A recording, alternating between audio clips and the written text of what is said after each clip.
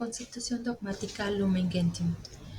Veneramos la memoria de los santos del cielo por su ejemplaridad, pero más aún con el fin de que la unión de toda la Iglesia en el Espíritu se vigorice por el ejercicio de la caridad fraterna, porque así como la comunión cristiana entre los piadores nos acerca más a Cristo, así el consorcio con los santos nos une a Cristo, de quien, como de fuente y cabeza, dimana toda gracia y la vida del mismo pueblo de Dios. Es por tanto sumamente conveniente que amemos a los amigos coherederos de Cristo, hermanos también y eximios bienhechores maestros, que rindamos a Dios las gracias que le debemos por ellos, que los invoquemos humildemente y que para impetrar de Dios beneficios por medio de su Hijo Jesucristo, nuestro Señor, que es el único Redentor y Salvador nuestro, acudamos a sus oraciones, protección y socorro. Todo genuino testimonio de amor que ofrezcamos a los bienaventurados se dirige por su propia naturaleza a Cristo y termina en Él, que es la corona de todos los santos, y por Él va a Dios, que es admirable en sus santos y en ellos es glorificado. La más excelente manera de unirnos a la Iglesia celestial tiene lugar cuando, especialmente en la Sagrada Liturgia, en la cual la virtud del Espíritu Santo actúa sobre nosotros por medio de los signos sacramentales, celebramos juntos con gozo común las alabanzas de la Divina Majestad, y todos de cualquier tribu, lengua, pueblo y nación, redimidos por la sangre de Cristo y congregados en una sola Iglesia, ensalzamos con un mismo cántico de alabanza a Dios uno y trino. Así pues, al celebrar el sacrificio eucarístico es cuando mejor nos unimos al culto de la Iglesia celestial, entrando en comunión y venerando la memoria primeramente de la gloriosa siempre Virgen María, mas también el bienaventurado José, de los bienaventurados apóstoles, de los mártires y de todos los santos. El concilio establece disposiciones pastorales. Numeral 51.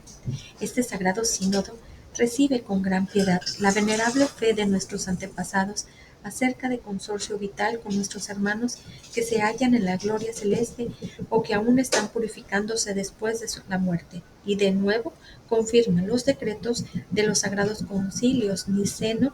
II, Florentino y Tridentino.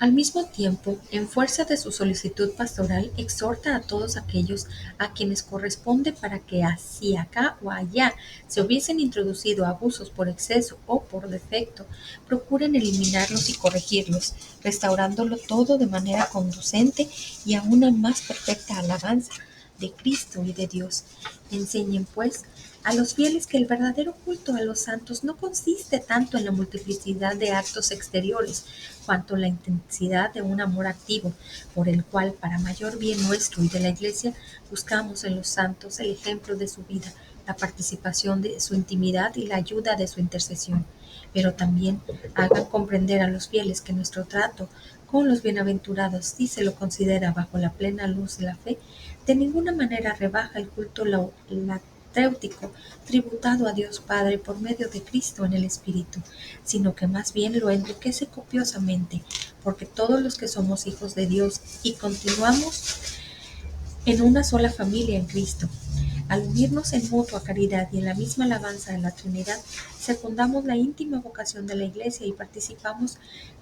pregustándola en la liturgia de la gloria consumada. Cuando Cristo se manifieste y tenga lugar la gloriosa resurrección de los muertos, la gloria de Dios iluminará la ciudad celeste y su lumbrera será el Cordero. Entonces toda la iglesia de los santos, en la felicidad suprema del amor, adorará a Dios y al Cordero que fue inmolado. Apocalipsis 5:12, proclamando con una sola voz al que está sentado en el trono y al Cordero, alabanza, gloria, imperio por los siglos de los siglos. Apocalipsis 5:13. Capítulo 8. La Santísima Virgen María, Madre de Dios, en el misterio de Cristo y de la Iglesia. Introducción.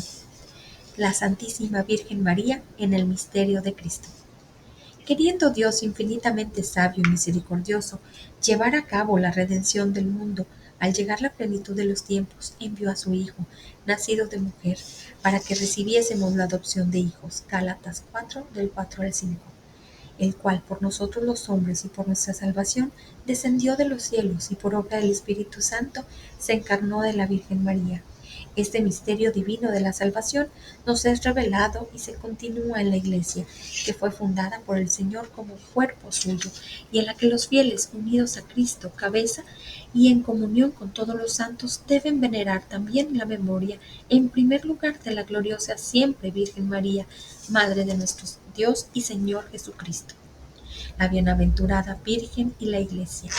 Efectivamente, la Virgen María, que al anuncio del ángel recibió al Verbo de Dios en su alma y en su cuerpo y dio la vida al mundo, es reconocida y venerada como verdadera Madre de Dios y del Redentor, redimida de modo eminente en previsión del mérito de su Hijo,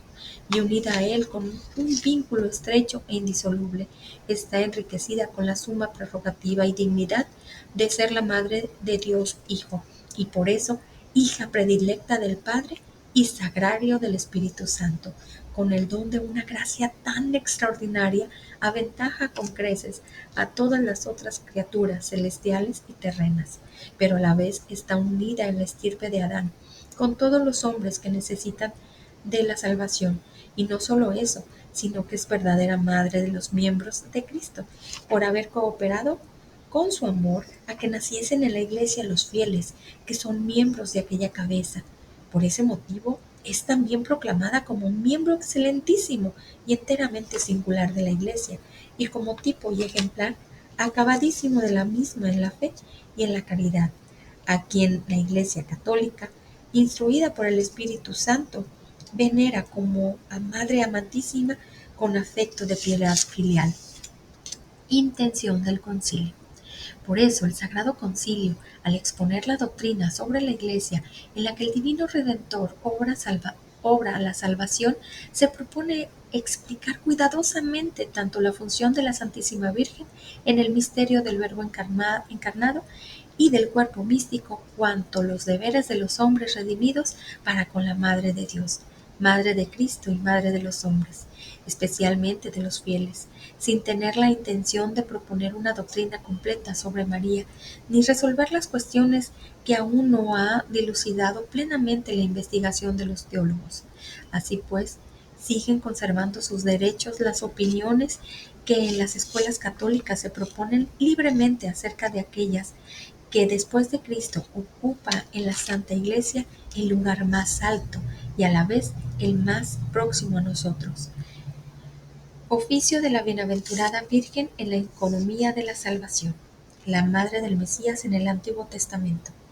Los libros del Antiguo Testamento y del Nuevo Testamento y la tradición venerable manifiestan de un modo cada vez más claro la función de la Madre del Salvador en la economía de la salvación, y vienen como a ponerla delante de los ojos. En efecto, los libros del Antiguo Testamento narran la historia de la salvación,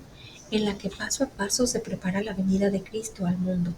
Estos primeros documentos, tal como se leen en la Iglesia y tal como se interpretan a la luz de una revelación ulterior y plena, evidencian poco a poco, de una forma cada vez más clara, la figura de la mujer, Madre del Redentor. Bajo esta luz aparece ya proféticamente bosquejada en la promesa de victoria sobre la serpiente, hecha a los primeros padres caídos en pecado. Asimismo, ella es la Virgen que concebirá y dará a luz a un hijo que se llamará Emmanuel. Comparar con Miqueas 5, 2, 3. Ella sobresale entre los humildes y pobres del Señor, que confiadamente esperan y reciben de Él la salvación. Finalmente, con ella misma, hija excelsa de Sión, tras la prolongada espera de la promesa, se cumple la plenitud de los tiempos y se instaura la nueva economía al tomar de ella la naturaleza humana el Hijo de Dios, a fin de librar al hombre del pecado mediante los misterios de su humanidad. María en la Anunciación. Pero el Padre de la Misericordia quiso que precediera a la encarnación la aceptación de la Madre predestinada, para que de esta manera, así como la mujer contribuyó a la muerte, también la mujer contribuye a la vida, lo cual se cumple de modo eminentísimo en la Madre de Jesús, por haber dado al mundo la vida misma, que renueva todas las cosas, y por haber sido adornada por Dios con los dones dignos de un oficio tan grande. por lo que nada tiene de extraño que de entre los santos padres prevaleciera la costumbre de llamar a la Madre de Dios totalmente santa e inmune de toda mancha de pecado, como plasmada y hecha como una nueva criatura por el Espíritu Santo, enriquecida desde el primer instante de su concepción con el resplandor de una santidad enteramente singular. La Virgen Nazarena, por orden de Dios, es saludada por el ángel de la Anunciación como llena de gracia, a la vez que ella responde al mensajero celestial: He aquí la esclava del Señor, hágase en mí según tu palabra. Lucas 1:38. Así María, hija de Adán, al aceptar el mensaje divino, se convirtió en Madre de Dios y al abrazar de todo corazón y sin entorpecimiento de pecado alguno la voluntad salvífica de Dios, se consagró totalmente como esclava del Señor a la persona y a la obra de su Hijo, sirviendo con diligencia al misterio de la redención con Él y bajo Él, con la gracia de Dios omnipotente. Con razón, pues, piensan los santos padres que María no fue un instrumento puramente pasivo en las manos de Dios, sino que cooperó a la salvación de los hombres con fe y obediencia libres. Como dice San Ireneo, obedeciendo, se convirtió en causa de salvación para sí misma y para todo el género humano. Por eso, no pocos padres antiguos afirman gustosamente con él en su predicación que el nudo de la desobediencia de Eva fue desatado por la obediencia de María, que lo atado por la Virgen Eva con su incredulidad fue desatado por la Virgen María mediante su fe, y compartiéndola con Eva, llaman María Madre de los Vivientes, afirmando aún con mayor frecuencia que la muerte vino por Eva, la vida por María. La bienaventurada Virgen y el Niño Jesús. Esta unión de la Madre con el Hijo en la obra de la salvación se manifiesta desde el momento de la concepción virginal de Cristo hasta su muerte. En primer lugar, cuando María, poniéndose en camino para visitar a Isabel, fue proclamada por esta bienaventurada a causa de su fe en la salvación prometida, a la vez que el precursor saltó de gozo en el seno de su madre, y en el nacimiento, cuando la Madre de Dios, llena de gozo, presentó a los pastores y a los magos a su hijo primogénito,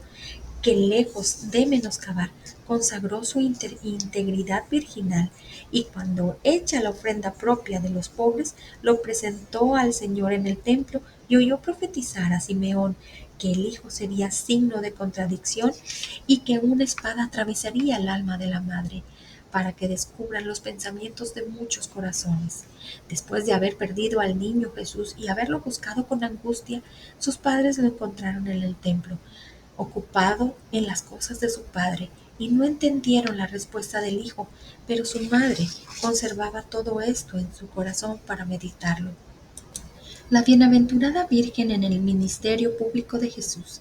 En la vida pública de Jesús aparece reveladoramente su madre, ya desde el principio, cuando en las bodas de Caná de Galilea, movida a misericordia, suscitó con su intercesión el comienzo de los milagros de Jesús, Mesías. A lo largo de su predicación acogió las palabras con que su Hijo, exaltando el reino por encima de las condiciones y lazos de la carne y de la sangre, proclamó bienaventurados a los que escuchan y guardan la palabra de Dios, como ella lo hacía fielmente. Así avanzó también la Santísima Virgen en la peregrinación de la fe y mantuvo fielmente su unión con el Hijo hasta la cruz, junto a la cual, no sin designio divino, se mantuvo erguida, sufriendo profundamente con su unigénito y asociándose con entrañas de madre a su sacrificio, consintiendo amorosamente en la inmolación de la víctima que ella misma había engendrado y finalmente fue dada por el mismo Cristo Jesús, agonizante en la cruz como madre al discípulo, con estas palabras: Mujer, he ahí a tu Hijo. La bienaventurada Virgen después de la ascensión de Jesús. Por no haber querido Dios manifestar solemnemente el misterio de la salvación humana antes de derramar el Espíritu prometido por Cristo, vemos que los apóstoles, antes del día de Pentecostés, perseveraban unánimes en la oración con algunas mujeres, con María, la Madre de Jesús, y con los hermanos de éste. Hechos 1:14, que también María imploraba con sus oraciones el don del Espíritu, que en la Anunciación ya la había cubierto a ella con su sombra. Finalmente, la Virgen Inmaculada, preservada inmune de toda mancha de culpa original, terminando el decurso de su vida terrena, fue asunta en cuerpo y alma a la gloria celestial y fue ensalzada por el Señor como Reina universal, con el fin de que asemejase de forma más plena a su Hijo, Señor de señores, vencedor del pecado y de la muerte. La bienaventurada Virgen y la Iglesia. María, esclava del Señor en la obra de la redención y de la santificación. Uno solo es nuestro mediador según las palabras del apóstol, porque uno es Dios y uno también el mediador entre Dios y los hombres, el hombre Cristo Jesús, que se entregó a sí mismo para redención de todos. Primera de Timoteo 2, del 5 al 6. Sin embargo, la misión maternal de María para con los hombres no oscurece ni disminuye en modo alguno esta mediación única de Cristo. Antes, bien sirve para demostrar su poder, pues todo el influjo salvífico de la Santísima Virgen sobre los hombres no dimana de una necesidad ineludible, sino del divino beneplácito y de la superabundancia de los méritos de Cristo. Se apoya en la mediación de éste, depende totalmente de ella y de la misma, saca todo su poder y lejos de impedir la unión inmediata de los creyentes con Cristo, la fomenta. Maternidad espiritual. La Santísima Virgen, predestinada desde toda la eternidad como Madre de Dios, juntamente con la encarnación del Verbo, por disposición de la divina providencia, fue en la tierra la Madre excelsa del Divino Redentor, compañera singularmente generosa entre todas las demás criaturas, y humilde esclava del Señor, concibiendo a Cristo, engendrándolo, alimentándolo, presentándolo al Padre en el templo, padeciendo con su Hijo cuando moría en la cruz. Cooperó en forma enteramente impar a la obra del Salvador con la obediencia, la fe, la esperanza y la ardiente caridad, con el fin de restaurar la vida sobrenatural de las almas. Por eso es nuestra Madre en el orden de la gracia. Esta maternidad de María en la economía de la gracia perdura sin cesar desde el momento del asentimiento que prestó fielmente en la Anunciación y que mantuvo sin vacilar al pie de la cruz hasta la consumación perpetua de todos los elegidos, pues asunta a los cielos no ha dejado esta misión salvadora, sino que con su múltiple intercesión continúa obteniéndonos los dones de la salvación eterna. Con su amor materno se cuida de los hermanos de su Hijo, que todavía peregrinan y hallan en peligros y ansiedad hasta que sea conducidos a la patria bienaventurada. Por este motivo, la Santísima Virgen es invocada en la Iglesia con los títulos de abogada, auxiliadora, socorro, mediadora, lo cual, sin embargo, ha de entenderse de tal manera que no reste ni añada a la dignidad y eficacia de Cristo, único mediador. Jamás podrá compararse criatura alguna con el Verbo encarnado y redentor, pero así como el sacerdocio de Cristo es participado tanto por los ministros sagrados cuanto por el pueblo fiel de formas diversas, y como la bondad de Dios se difunde de distintas maneras sobre las criaturas, así también la mediación única del Redentor no excluye, sino que suscita en las criaturas diversas clases de cooperación, participada de la única fuente. La Iglesia no duda en confesar esta función subordinada de María, la experimenta continuamente y la recomienda a la piedad de los fieles, para que apoyados en esta protección maternal se unan con mayor intimidad al Mediador y Salvador. María como Virgen y Madre tipo de la Iglesia, la Virgen Santísima por el don y prerrogativa de la maternidad divina que la une con el Hijo Redentor y por sus gracias y dones singulares, está también íntimamente unida con la Iglesia, como ya enseñó San Ambrosio. La Madre de Dios es tipo de la Iglesia en el orden de la fe, de la caridad y de la unión perfecta con Cristo, pues en el misterio de la Iglesia, que con razón es llamada también Madre y Virgen, precedió la Santísima Virgen presentándose de forma eminente y singular como modelo tanto de la Virgen como de la Madre, creyendo y obedeciendo, engendró en la tierra al mismo Hijo del Padre y sin conocer varón, cubierta con la sombra del Espíritu Santo, como una nueva Eva, que presta su fe exenta de toda duda, no a la antigua serpiente, sino al mensajero de Dios. Dio a luz al Hijo, a quien Dios constituyó primogénito de entre muchos hermanos, esto es, los fieles, a cuya generación y educación coopera con nuestro amor materno. Fecundidad de la Virgen y de la Iglesia.